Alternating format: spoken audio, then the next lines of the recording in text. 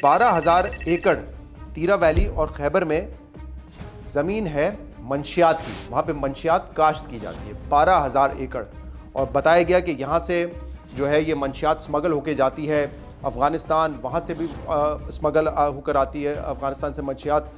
खैबर पख्तूनख्वा के ज़रिए, और फिर पूरे पाकिस्तान में वहाँ से सप्लाई होती है। और जो तीरा वैली में जो ये काश्त होती है, ये न सिर्फ अफ़गानिस्तान स्मगल होती है बल्कि पूरे पाकिस्तान में बताया गया है कि ओपीएम, आइस, ये मुख्तलिफ़ किस्म के जो ड्रग्स हैं ये सप्लाई होते हैं। और इसका जो गढ़ है वो है तीरा वैली। और तीरा वैली में उन्होंने कहा कि जो सियासी लोग हैं वो इस क्रिमिनल एक्टिविटी को सपोर्ट करते हैं, और ऑब्वियसली जो टीटीपी है, जो खारजी है, वो भी इस स्मगलिंग में इन्वॉल्व हैं, और इसीलिए जो है ये दहशतगर्दी बढ़ती जा रही है। फिर इस चीज़ को कनेक्ट किया गया इस बात से कि इस वक्त जो आवाज़ें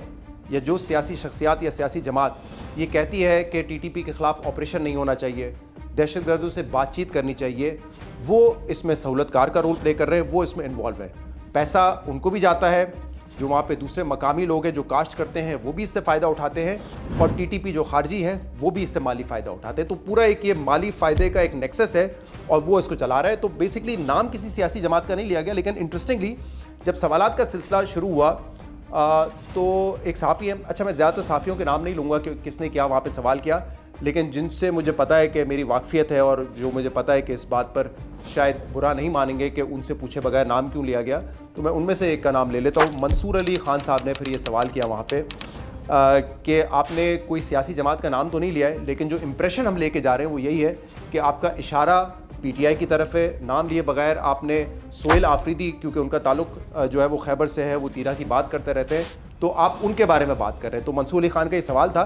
कि क्या आप ये कहना चाह रहे हैं कि सोहेल आफरीदी का नेक्सस है इस क्राइम नेटवर्क के साथ, इस टेररिज्म के साथ। और फिर इसके फॉलोअप में एक और ख़ातून वहाँ पे मौजूद थी सहाफ़ी, उन्होंने ये सवाल किया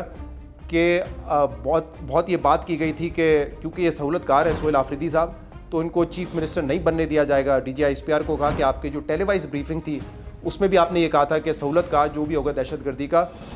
वो नहीं आगे आ सकते, लेकिन वो फिर एक आईनी प्रोसेस के तहत चीफ मिनिस्टर बन भी गए। तो एग्जैक्टली उन्होंने इसका जवाब नहीं दिया, लेकिन जब मंसूर साहब ने ये पूछा कि आपकी क्या राय है सोहेल आफरीदी के बारे में, तो DGISPR ने कहा, बड़ा ब्रीफ रिस्पांस था उनका, उन्होंने कहा कि वो खैबर पख्तूनख्वा के चीफ मिनिस्टर हैं, वो एक आईनी ओहदा है और वो चीफ मिनिस्टर हैं। उन्होंने कोई अपनी राय नहीं दी, और बार बार उन्होंने यही कहा कि मैं जिस मनसब पर हूँ, यानी कि ऑब्वियसली वो एक पब्लिक ऑफिस में है, तो उनका काम नहीं है कि किसी सियासी जमात का नाम लें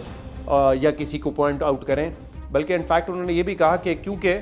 हम नहीं इन्वॉल्व होना चाहते सियासत में, तो लिहाजा वो किसी सियासी शख्सियत का या सियासी पार्टी का नाम नहीं लेंगे। लेकिन जो इंप्रेशन, जैसे मैंने बताया, मंसूर अली ख़ान साहब ने शायद कई लोगों की वहाँ पे तर्जुमानी की कि जो इंप्रेशन वो लेके जा रहे थे वो यही है कि शायद इशारा सोहेल आफरीदी की तरफ है। और आपको पता है हुकूमती लोग तो कह भी चुके हैं बड़ा खुल के कि वो सहूलतकार है दहशतगर्दों के, तो ये वहाँ पर बात हुई।